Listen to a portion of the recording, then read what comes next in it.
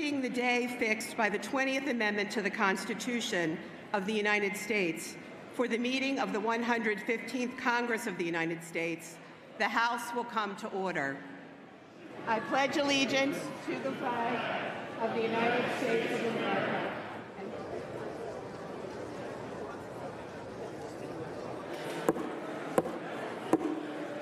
The Senate will come to order.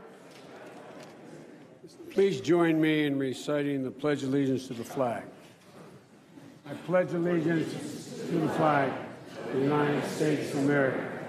The chair lays before the Senate the certificate of election of 34 senators elected for 6-year terms beginning January 3rd, 2007. All certificates, 2017.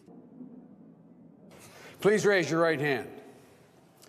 Do you solemnly swear that you will support and defend the Constitution of the United States against all enemies, foreign and domestic, that you will bear true faith and allegiance to the same, that you take this oath, this obligation freely without any mental reservation or purpose of evasion, and that you will well and faithfully discharge the duties of the office on which you're about to enter, so help you God? I do. Congratulations. Thank you.